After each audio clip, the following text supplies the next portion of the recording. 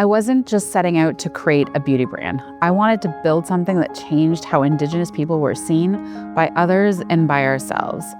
But I came from a totally different industry. I'd never been an entrepreneur before, so the learning curve was intense. And honestly, if I had known how hard it was gonna be, Cheekbone would not exist. But here's the thing, not knowing the challenges that lay ahead is what made it possible. And I am extremely passionate about what we're building. So that's what continues to fuel me.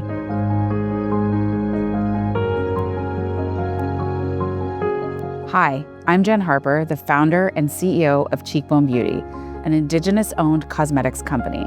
And for a long time, representation of Indigenous people was so limited, and not just in the beauty industry, but we've certainly come a long way.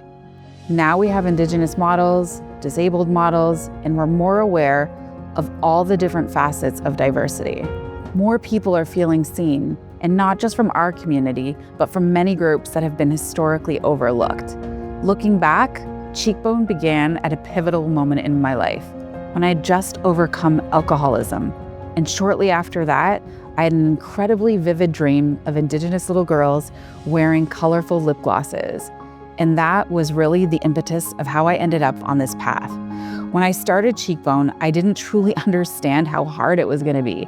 I didn't realize that we aren't in the beauty industry. It's also an operations and a logistics business. And it's not just about cosmetics, it's about how to get our products into people's hands. And what you make doesn't matter if you don't have a distribution channel planned out. You need to understand how many units, what SKUs, and where it's going, or the whole thing falls apart. There are three main buckets to a business: finance, operations, and marketing. I come from the marketing side, and at the time, I didn't understand those other buckets. I soon realized they all need to be moving together. And in my new role as CEO, as the one who's trying to lead, the finance and the operations buckets have been a steep learning curve for me. I think it was only in the last 3 years that I fully understand what the title of CEO meant. I had to really get comfortable reading financial statements and understanding cash flow, because those numbers ultimately tell you if your vision is sustainable. It's not just about the passion, it's about making sure the finances are aligned so the company can survive and grow. I realized that in order to do this job properly, I had to dive into every aspect of the business: the financials and the operations, the P&L, the cash flow, and so on.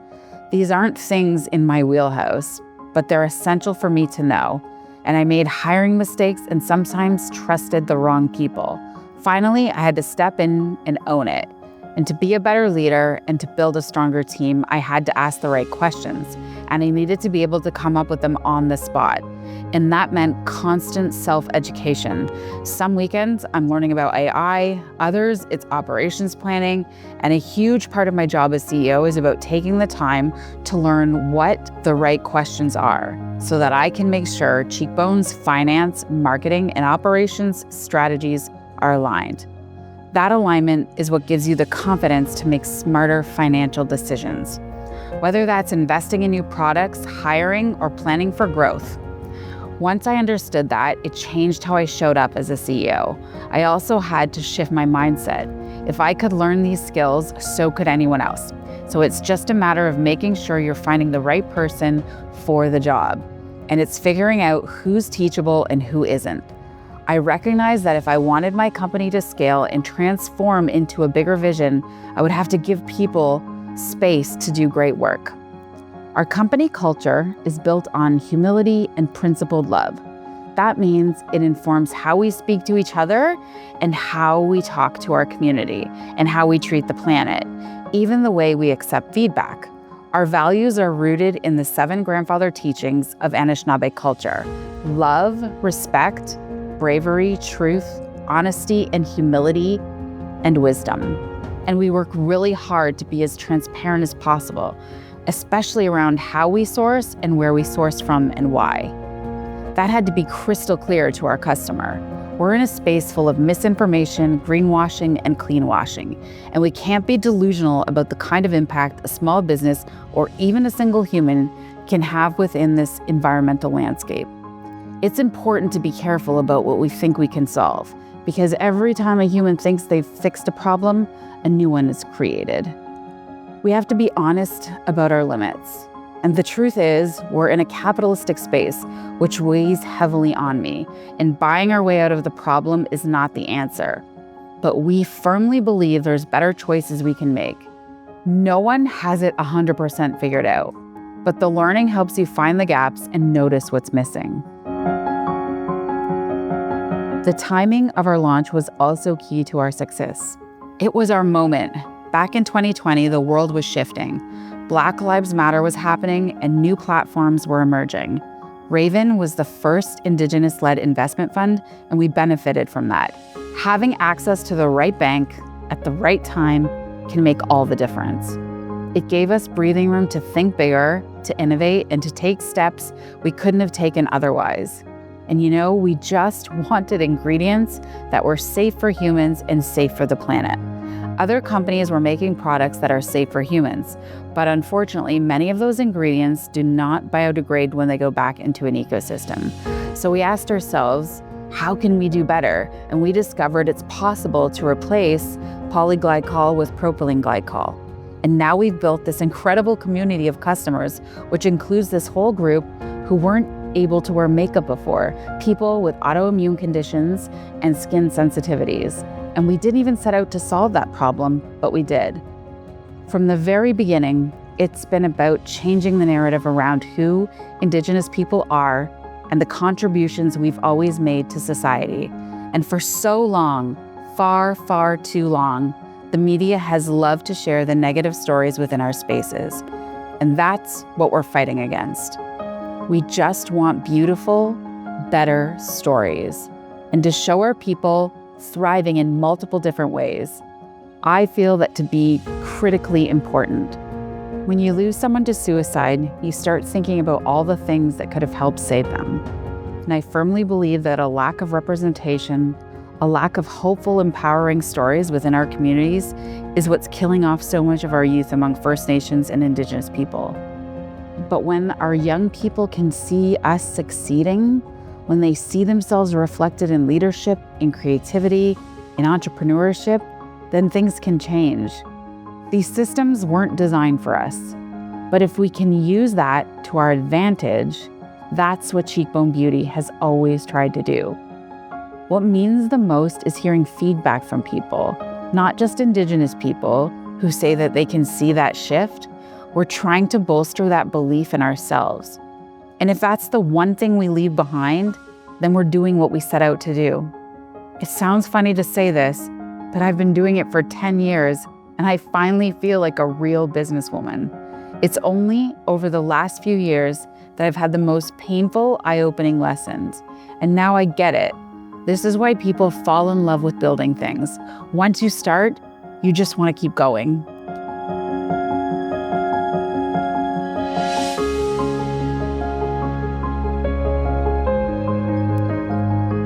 I balance the cost of scaling and staying true to Cheekbone's mission and Indigenous values by really understanding that that's who I am as a person. So as the founder, as the CEO, all of those decisions were really quite easy because I have and was raised with a set of values and principles that did not include dollars and cents, if you will.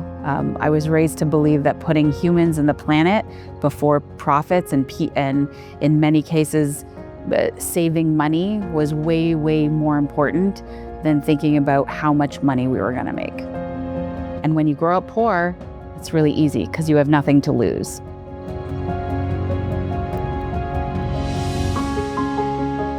So the role that financial partners like our banks, investors, and advisors played in helping professionalize our operations was huge. We always knew we needed real support in this area because, as mentioned, this was not my wheelhouse. So first was hiring advisors in the very early days that told me the first people that I need to hire was in the finance department.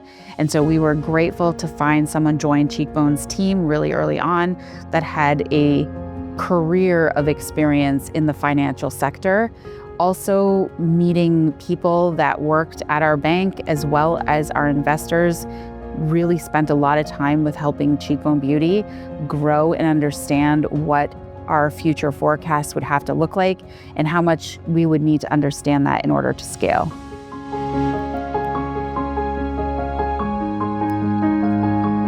It all depends, number one, on the kind of company you want to build, right? Like, do you want something that is scaling? Do you want a company that's really just going to sustain you and your family? Or is it to benefit your community?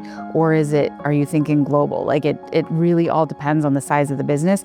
And then the advice I would give is really, once you understand what you're trying to build, then you can decide what kind of supports do you need. And in many cases, and I've met many, many other Indigenous women in particular, because of my networks, that some people don't need financing or financial support. And it all depends. If they're a service-based business, what honestly would you need financial capital or funding for?